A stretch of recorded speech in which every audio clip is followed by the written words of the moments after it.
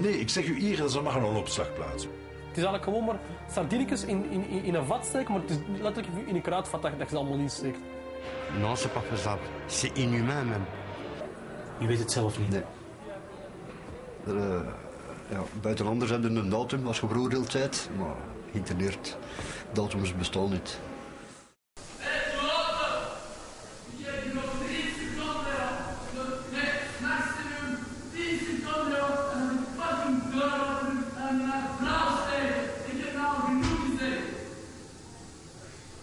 Il y a beaucoup de difficultés, il y a de la tension, il y a des émeutes, il y a des mouvements qui restent au préau. Il y a des penseurs au préau, ils sont à 100 au préau, et ben ils ne rentrent pas. Ils décident de ne pas rentrer, ils font un mouvement. Pour protester, pour dire que c'est invivable d'être à 4 ou à 3 en cellule. Donc voilà, c'est très difficile.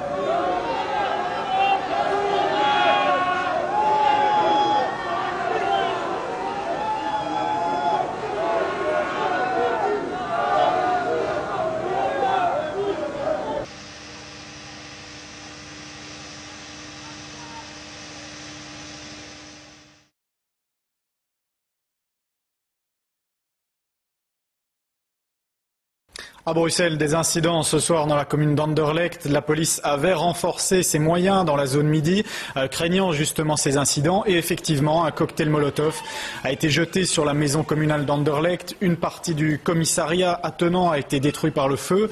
De petits groupes ont aussi saccagé des voitures et des vitrines. La police a procédé à une vingtaine d'arrestations administratives. Et à l'origine de ces troubles, des SMS qui auraient appelé à se venger des violences policières présumées envers des détenus à la prison de Forêt. On écoute l'échevine de la prévention à Anderlecht sur ce sujet. Suite à cet événement-là de la prison de Forêt, les jeunes se sont envoyés des SMS en leur demandant de venir donc à Saint-Guidon. Donc le rendez-vous était évidemment fixé à Saint-Guidon à 18h. Et suite à ça, évidemment, la police était présente, le service de prévention également était présent. Et on les a évidemment, je dirais, reculés au fur et à mesure. Et il y a eu évidemment un groupe de jeunes ici qui a apparemment lancé des cocktails Molotov. Ici, c'est qu'il y a eu un petit groupe de jeunes qui a lancé 2 cocktails Molotov, d'après les informations que j'ai eues. Et donc là, dans le bâtiment, tout le commissariat de la police est complètement, je dirais, saccagé. Tout est noir, donc il a fumé. Et il y a également le bâtiment du receveur communal qui est juste au-dessus de ce bâtiment aussi. Et là, il y a également énormément de fumée. Et je dirais même c'est intenable, quoi. Donc,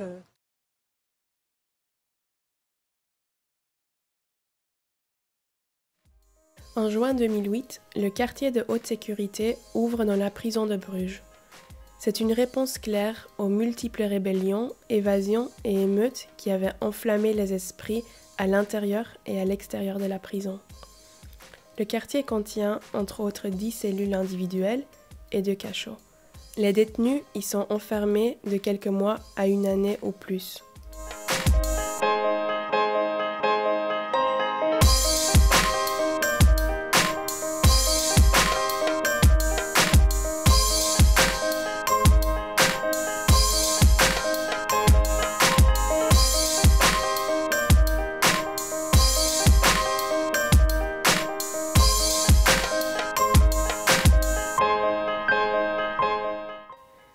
Le but du QHS est de briser les détenus récalcitrants qui y sont enfermés, d'anéantir l'esprit rebelle et de les faire rentrer dans le droit chemin.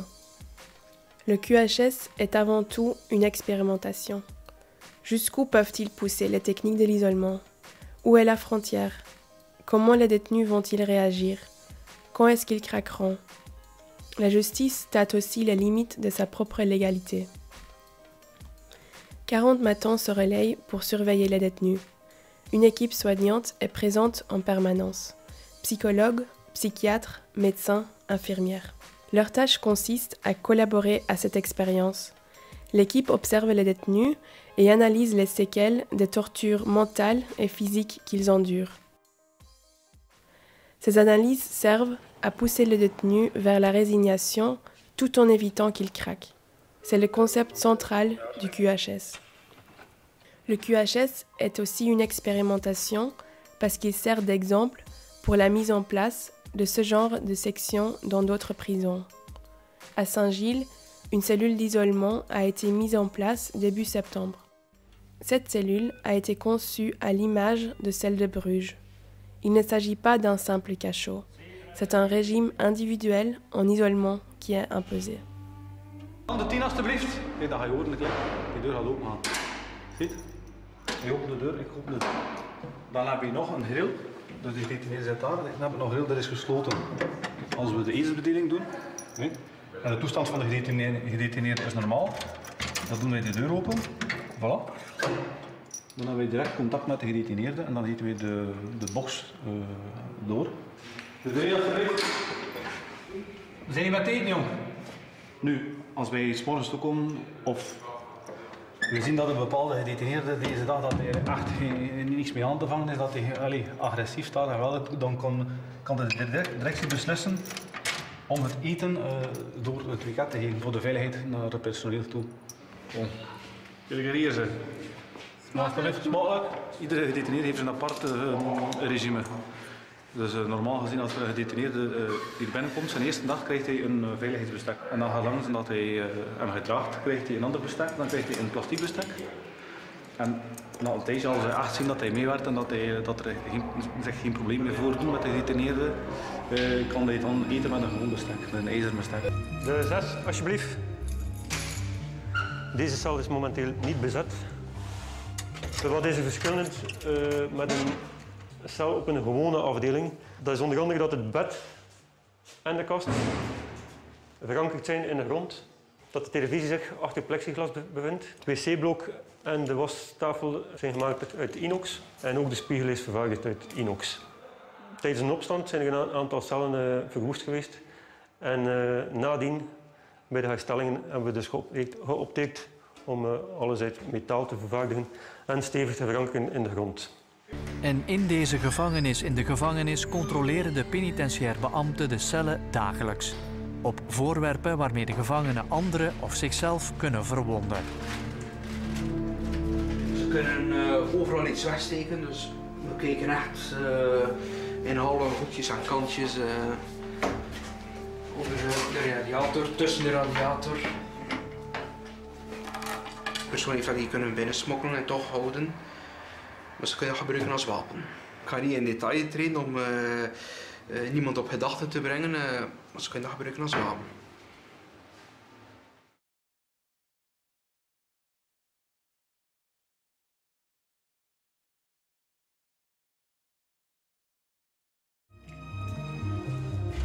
Hier bevinden we ons aan de straf- en de veiligheidszaal. De gevangenen die hier amok maken, worden voor een beperkte tijd op een speciale strafcel gezet. Dubbele deur. Betonnen blok die verankerd is in de grond. Wel, zoals jullie kunnen zien is er geen televisietoestel aanwezig, bevindt zich hier geen stoel, geen radio, ook geen zicht naar buiten toe. Dus het is echt wel een heel prikkelarme omgeving. Frank verblijft op de afdeling Hoge Veiligheid omdat hij in de gewone gevangenis wilde ontsnappen, met geweld. Ik heb in Oudenaarde een gijzeling gedaan, voordat ik hier zit. Het is ook mijn derde keer dat ik hier zit. Ik heb daarvoor ook een gijzeling gedaan in Brugge, hier in deze gevangenis. En chef gemolesteerd. Dans le QHS, l'activité principale, c'est travailler, seul, soit en cellule, soit dans la salle polyvalente. Le travail à effectuer ressemble à celui qu'on impose aux personnes avec un handicap dans les ateliers protégés. Les entreprises qui font faire leur production en prison gagnent un maximum de thunes pour un minimum de soucis. Elles ne se préoccupent en rien des conditions de travail et économisent sur les salaires et les coûts de production. Les prisonniers représentent pour elles une main-d'œuvre docile et bon marché. C'est l'esclavage moderne. Volgens Lieve de Kaastekker, de directeur van de afdeling die wekelijks met de gevangenen praat, zijn die zware veiligheidsmaatregelen ook nodig. Hoe is het met u? Je moet ook begrijpen, iedere keer als je hier kledingstukken kapot maakt, ja, we kunnen niet zomaar iedere keer u voorzien en dat je iedere keer kapot maakt. Hè. Wij moeten een beetje vooruit geraken, maar we geraken niet vooruit precies. De gedetineerden die hier gebracht worden, hebben een verleden van zware agressiefeiten in andere Belgische gevangenissen. Voornamelijk is dat agressie naar personeel toe of agressie naar mededetineerden of mensen die gewoon onhandelbaar zijn, die keer op keer hun cel in boedel vernielen. Of ook mensen die vluchtgevaarlijk zijn en die daarbij geweld niet gaan weren. Dus ook die mensen komen hier terecht. Hè.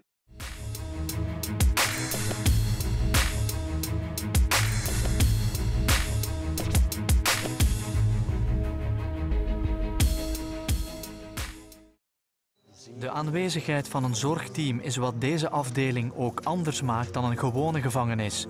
Wekelijks komen een arts, verplegers, een psycholoog en een psychiater langs om de gevangenen te begeleiden.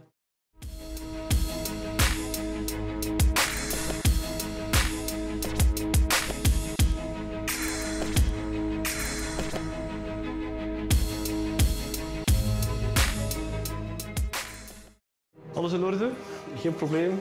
Ja, zo'n transfer, ze rammen met mijn voeten, snap je? Ik kan daar niet mee tegen.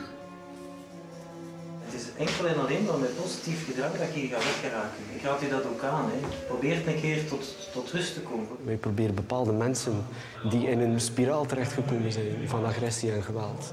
We proberen ze daaruit te nemen en we proberen daarmee te werken zodat die terug kunnen.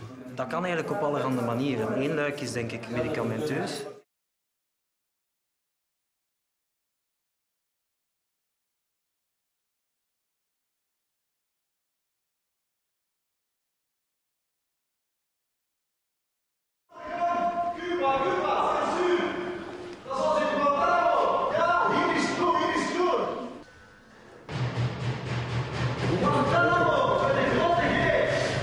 Blij zijn de gedetineerden niet met de voorkeursbehandeling.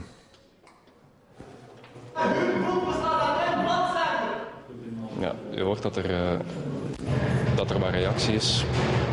Dat mensen die hier in de cellen zitten blijkbaar wel min of meer eens zijn dat het in hun ogen een soort van Guantanamo-situatie is. Ondertussen heeft iedereen hier door dat u hier bent en dat genereert wel een bepaald sfeertje inderdaad. Guantanamo, of het artikel zoals het in de morgen staat, betekent voor mij, als ik dat gelezen heb, dan betekent dat voor mij dat deze afdeling geassocieerd wordt met een soort vergeetput. En dat is niet waar. Hier wordt zeer intensief met een beperkt aantal gedetineerden gewerkt binnen een traject, een 4-fase traject, dat in principe een einde kent na 6 maanden. Jullie creëren in de gevangenen. Jullie creëren ook een aantal projecten in de maatschappij. Jullie creëren dat. We analyseren. Jullie weten nog eens dat dat hier ziet. Als jullie één dag zitten, jullie gaan jullie eigen op.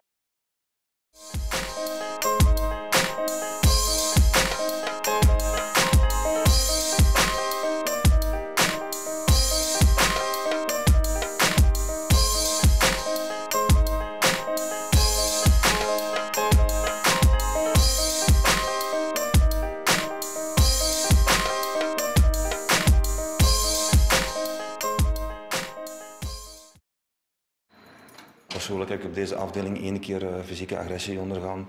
Ik heb toen een gebroken neus gehad en je weet dat je hier komt werken, dat je hier elke seconde, elke minuut op je hoede moet zijn.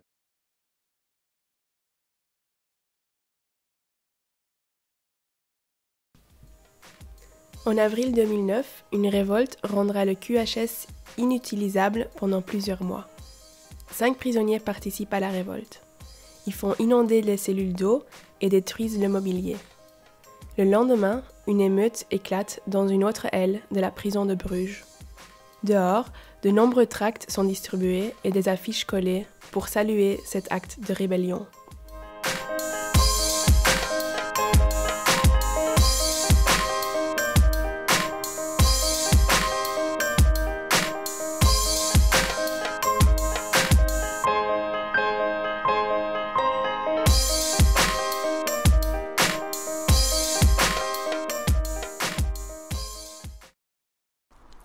De gemaskerde bende viel gisteren voormiddag binnen in het bouwbedrijf.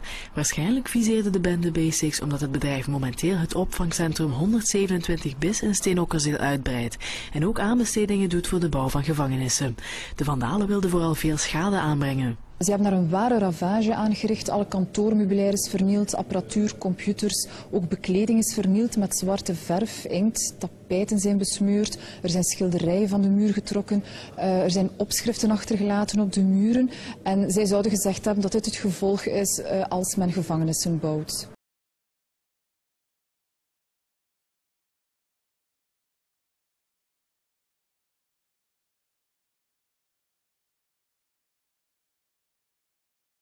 Aan de Universiteit van Gent houdt een groepje anarchistische actievoerders een deel van de faculteit Rechten bezet.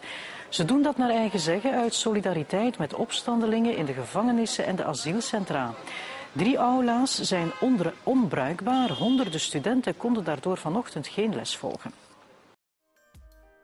Peu après, la faculté de criminologie de l'Université de Gand est occupée en solidarité avec les mutineries dans les prisons et les centres fermés, et plus spécifiquement avec la destruction de la section de haute sécurité de la prison de Bruges.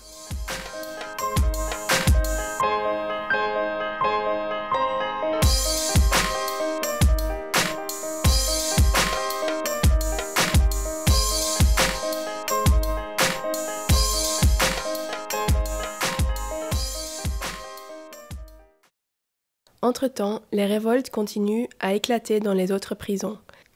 Les évasions se succèdent, les attaques contre la police continuent à chauffer les esprits dehors.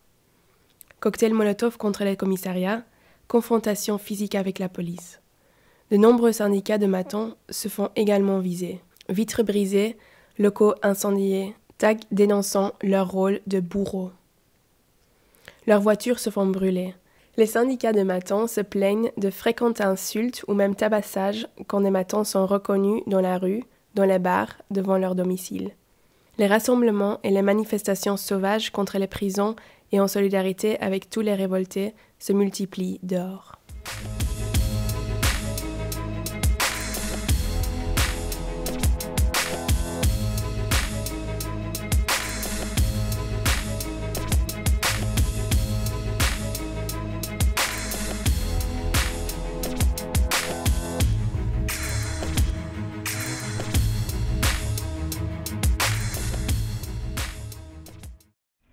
Voilà, aujourd'hui, c'est symbolique pour se battre justement contre cette torture humaine que vit Nordine, mais pas uniquement Nordine, il y a d'autres détenus dans la même situation que Nordine.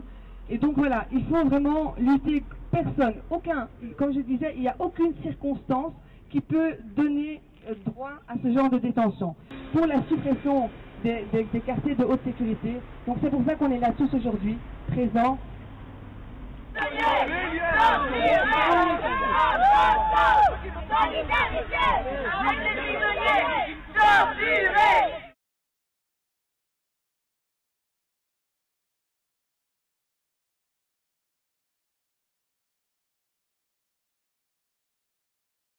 Il y a 2 visiteurs qui sont rentrés, ils ont ouvert la porte et là 2 détenus se sont levés, ils ont pris la surveillante en otage et ils sont remontés les escaliers avec elle et ils l'ont relâché devant l'entrée de la prison et ils sont enfouis, mais on ne sait pas comment ils sont enfouis vu que nous on est à l'intérieur quoi. Non, il n'y a pas eu de blessés, ça a duré 1 minute, il n'y a pas eu de blessés, les gens sont juste choqués quoi. C'est dû à la pression de certains chefs qui mettent la pression sur les détenus, donc les détenus ont pété les plombs, ils ont préféré partir d'ici quoi.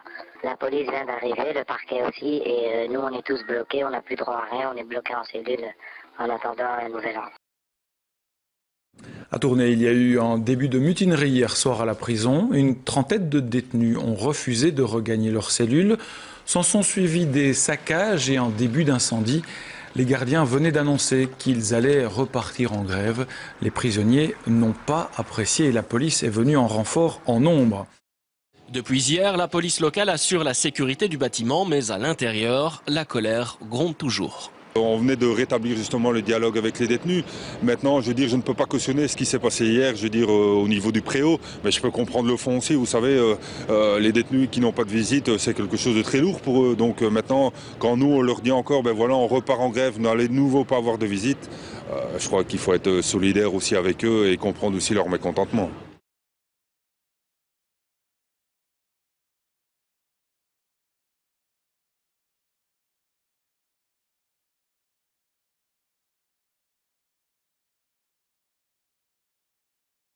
Nouvelle évasion à la prison de Merksplas ce matin. Un Polonais de 40 ans, condamné pour vol, s'est fait la belle. Il s'est échappé par la fenêtre de sa cellule. C'est la 4e évasion ce mois-ci dans cet établissement pénitentiaire. 5 voitures incendiées cette nuit à la prison de Ytre. Pour le moment, le parquet de Nivelles privilégie la piste accidentelle. Mais les gardiens régulièrement menacés pensent plutôt à un acte de représailles. Quand vous voyez les événements qui se sont encore déroulés hier à Lantin, voilà quoi, des représailles ou... Écoutez, on fait un métier pas facile, on est là pour s'occuper des détenus, parfois difficiles à gérer, et bien sûr, parfois il y a des représailles.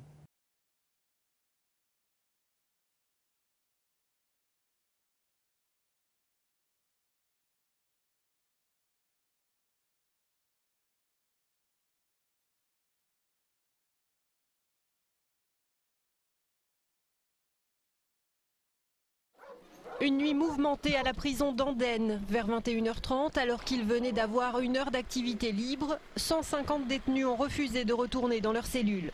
Les unités spéciales de la police fédérale sont intervenues pour rétablir le calme. À l'intérieur, les dégâts sont considérables dans les couloirs et dans les salles communes. Vitres brisées, radiateurs arrachés et bureaux incendiés. Mais personne n'a été blessé.